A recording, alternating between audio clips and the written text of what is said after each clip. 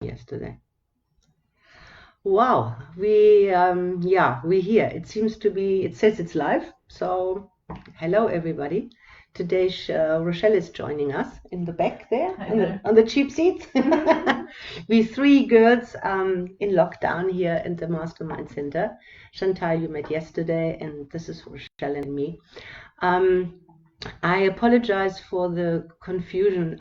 I really thought I spent hours yesterday learning Zoom, but I obviously haven't learned enough because I don't know how to record the audio and the video and then to upload it. So if anybody knows that, can you send me a message or email? I really appreciate that. So I had to revert back to Facebook Live because I was quite overwhelmed that we had over 730 views. That's quite amazing. So maybe this has value. And the other thing before I say what I want to say is I hope that other, let me call them service providers, that they would join and they take a time slot to offer what they have to offer, and they do it via that Freedom Center page. I never saw this as me being the only one offering something. So if you're unsure how it works, maybe we can do the learning curve together. Just stay in contact, WhatsApp, email, anything, phone, and we do this together. Wouldn't it be amazing to have many hours of the day offers, from yoga to meditation, anything really, a book review. Cooking class. Cooking class. People don't know how to cook. Yeah. Living on takeout. Yeah. So just to say once again, this page is not to post, copy and paste poems and sayings, and certainly nothing that is contravening being uplifting. That's what we want to do. So yesterday we spoke about while you're still in a good space. We talked about, I don't think you saw it, so maybe I had to wrap it up for you. Day one was really kind of, for whoever I talked to, quite exciting. Many people have reported about the peace, how peaceful it is. And I could imagine if you're a person that has to go to work every day, it is like a holiday in a way. And hopefully that theme can last within us, that we have lots of gratitude for this time. But then I suggested that while we're in a good space is to make a list with categories and list things that we would like to do. Yeah. And I gave a little template of how I do it. And then I also said that in my life I like to go from joy to joy. So now you've got this list and you can say, I've got nothing to do, I'm a bit bored, maybe I'm getting a little bit lonely or whatever. What can I do on my list now that gives me some joy? And then we talked about self-mastery, self-discipline, that a lot of self-discipline can be needed, and trust and patience for this process to go through, and for us maybe even to grow through this. So I don't know, we haven't discussed anything, Rochelle. I was going to talk about how important it is to keep our emotions in check, because it is very, very easy to be drawn into fear, and the whole potpourri that goes with fear. And what I was going to talk about is how that affects us, how it affects actually our immune system, and that there's actually no point. It doesn't help anybody in anything to go into fear in a way that your body gets the message and starts changing its chemicals and whatever. Do you think that's a good topic, or should we talk about something else? No, let's do that. Yeah. Because we're right at the start, and the first few days of anything, you've got the sort of the excitement, the motivation still going. We want to keep all those positive things. Hi, Claudia and Gelda, I'm here. Oh, yeah. We want to just keep the positivity and keep our immune system right up there, because there are still opportunities for small amounts of connections, and whoever we are, wherever we are, we want to stay healthy, and positive. And that doesn't mean being in denial or being illogical. We are at this point with the lockdown I'd like to believe that that logic was applied to minimize the infections or to flatten the curve, as they say. But within us, I'll give you an example. I actually brought vegetables from my garden, and they were standing in the kitchen. And this morning I was cutting them, preparing them, and there was a huge amount of gratitude that I actually could take such fresh vegetables from my own organic garden and prepare them. And instantly on the other side came, oh my God, maybe this is the last fresh vegetables I will ever prepare. It came to my mind. I thought, oh, and I put so much love in that garden and only the best compost and fertilizers. And what if this is the last? What if I can't get fresh vegetables anymore? Oh my God, I can't live out of tins. That's impossible. So even for me, who's been training, I've been training myself for a long time to control my thoughts and my emotional state. It goes so quick. It goes so quick to be drawn into it. I think what's amazing is recognizing it when it happens and bringing oneself back to all the things that you've learned and cultivated in yourself. And now is also, if you haven't started already, a great time to start cultivating. And on your topic, just a practical thing with vegetables, you can grow micro veggies in 30 days. You can grow sprouts in 3 days. So you can get fresh nutrients into your body that you can make on your windowsill at home, even if you're in a flat. So yeah, so enjoy your for the first time maybe doing your own vegetables, but yeah, bringing oneself back to all the things that you've learned, or to the things that hopefully everybody on the Freedom Center channel will be supporting. For those who haven't done the work, now is a beautiful time to grow. To start, yeah. No pun intended here. Yeah. So I don't know how it works. I got my seeds prior to the lockdown. I used a company, I'm sure I can say that, Faithful to Earth. They're still organic, mung beans and lentils and whatever. And I actually learned this from Rochelle, how to do this really easy. And yeah, this is another talk. Maybe we can have a nutritionist or somebody talking on this, because I'm not an expert on it. Or maybe you can. I've got a friend that I'm trying to rub in.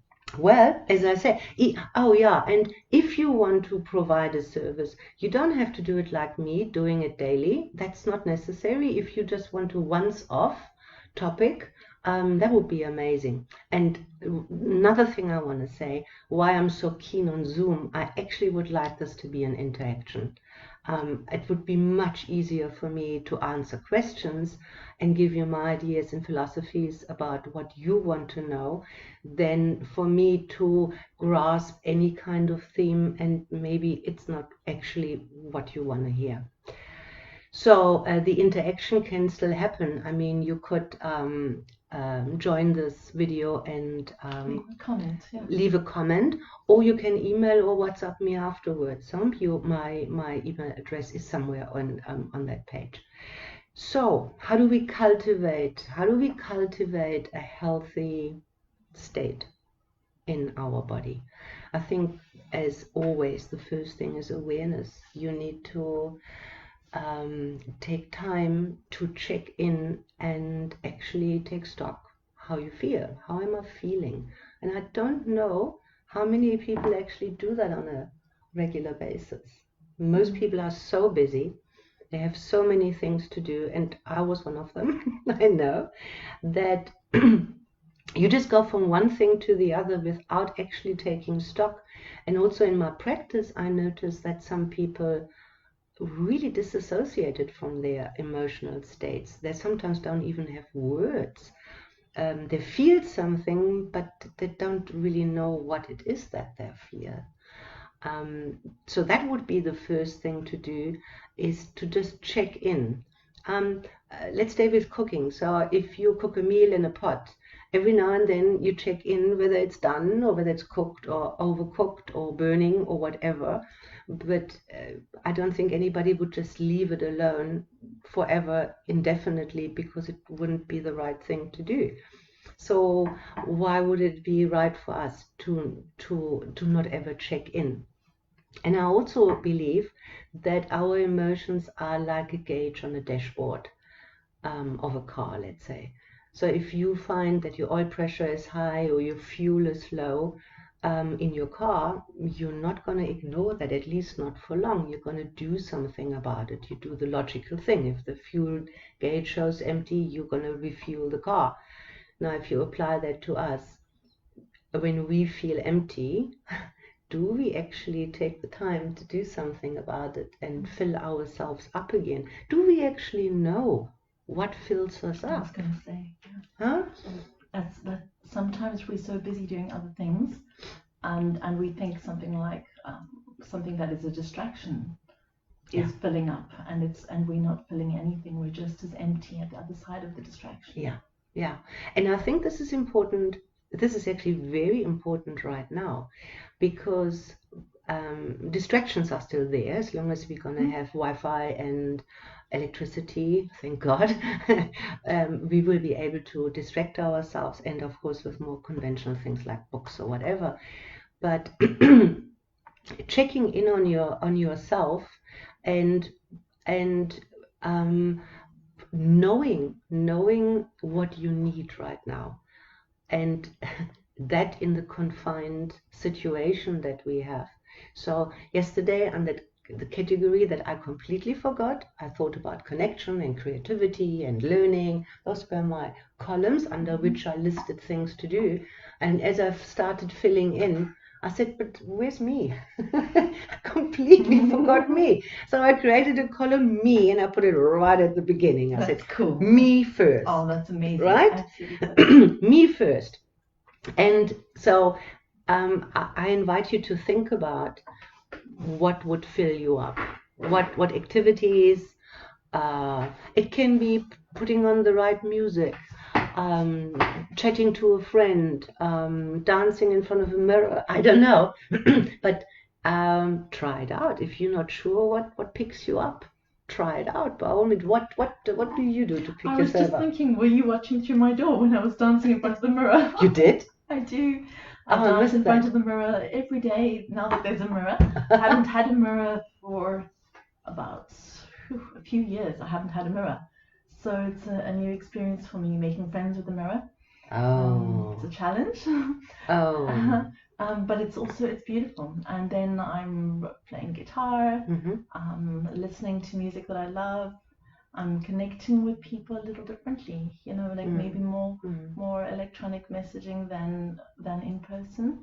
I'm a person that really likes human connection and hugging, and all these things that we can't do right now. So finding new ways. Yeah. So that, excuse me, that would be the first suggestion I would have for today, is that you regularly check in, because when it's too late, when you somebody else is joining in here, is it? No, it's Claudia saying all these things that I don't need to translate still. Checking in on yourself regularly might also prevent that one day suddenly you find yourself in a dip. Because when you are down and out, it is so much effort to pick yourself up. It is hard work. Yeah, so if I can give it a value, which is not particularly right, but let me do it anyway, so you've got the middle, and then you can go all the way, hold on, I must do it this way for you. You go all the way down, down, down, down, down, into whatever negative means for you, maybe depression. You can't go from a deeply depressed state into euphoria. That just doesn't work. That's a natural law. So you have to first make your way up to neutral, which is probably the hardest. And then from neutral, you can then start making your way up however great you want to feel. So by checking in with yourself and becoming more and more aware and fine-tune your sensory system to understand where you are, what we want to avoid, if possible, is to go down the rabbit hole. Is that the right way now? Yeah. Because then it's easy. It's easier to maintain a neutral state or a happy state than to come out of a negative state. And I'm not a doctor, but I think I understand the system. And my understanding, I think, is way enough but you have done lots of research on this topic, so you might come in as well. So what happens, everybody talks about the mind-body connection, and everything begins with a thought. So if I would have continued with my negative thinking while I was cutting my beautiful vegetables, I would have allowed all other things that pile up on the negativity to make me more and more and more and more negative. So you might say, oh, this is happening in your mind. Well, that's true, but what happens, the in-betweener between the mind and the body is the brain. So if we have neural pathways, and we are all conditioned in our society through our upbringing. Some are luckier than others, but we are all conditioned quite easily to go into a negative state. It's much harder to go into a positive state. So what happens, we have then these neural pathways that are there like well-used highways versus a little side road. It's also a neural pathway, but it hasn't been traveled that often. That's also a habit then, you know, your brain manifests habits of thinking, habits of doing. So because the brain kind of sits in the middle and connects what the mind does, consciousness does, and what the body does, the body will then react to the signals, let me call it that the brain gives out. And this is a very complex, most amazing system that if I would have another lifetime, I would love to study that to really fully understand it. But let's say it that way. The brain is connected via the autonomic nervous system to everything in your body, to every last little cell. And if we entertain thoughts and the brain translates those thoughts, and let's just say fear because it's a good example, a whole myriad of things happen in the body to support the thinking modus, so to speak. What does fear do? It's the fight and flight. It can be tiny little bit, or it can be overwhelming and traumatic, but the body supports us automatically. That's why it's called the automatic nervous system, by altering, for example, chemicals and hormones and all sorts of things. So when you have been in fear long enough, your chemical balance in your body and in your brain and wherever is different to when you have been in ease and peace and love for a while. So you can use it in the other way too. That's what we do in therapy sometimes, by imagining good things, by imagining it so much that you feel the results of that positive, what happens. Because the body inside can't look out and just check whether you're imagining this or whether this is real. The reaction of the body will still be the same.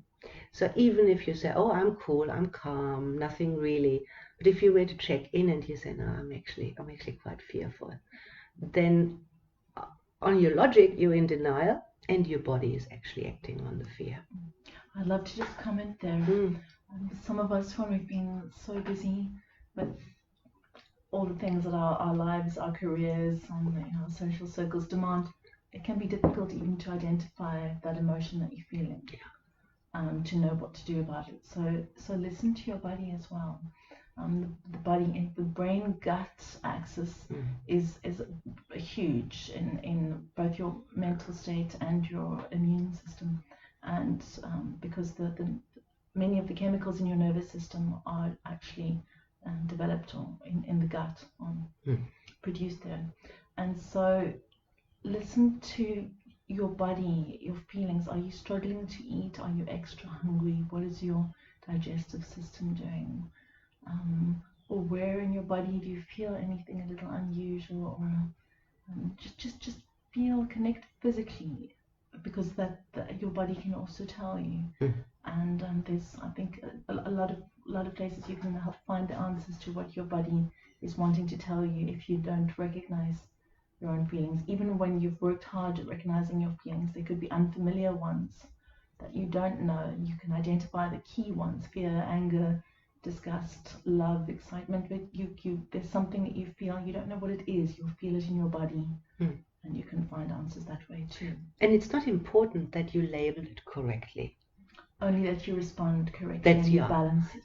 So you could say, you could do an exercise if you wanted to, and just make a circle and write in the circle the word fear, and then make all these spikes out of it, and find words that contain fear but are not full-blown fear or an aspect of fear.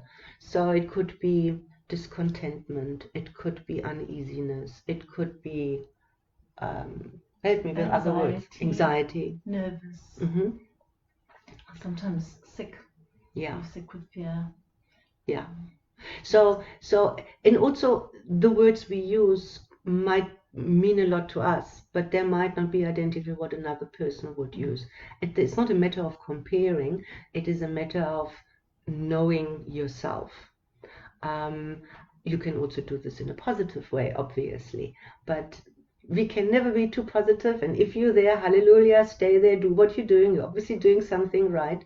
What we want to talk here is when you are on the negative side.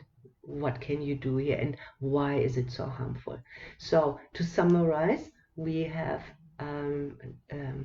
said that you cannot go from a negative state and jump all the way to a positive one. It can be hard work to come back to neutral, and then from neutral you can make your way up. That's why it is clever to check in, and you could also give it a grading system. If in the middle is 0 and way down the line where you really don't want to be, let's say it's 10 or 100. For some people they really enjoy saying, on that not so good side, I'm on a 10 today, or an 8 or 5 or whatever, if that helps you, that system.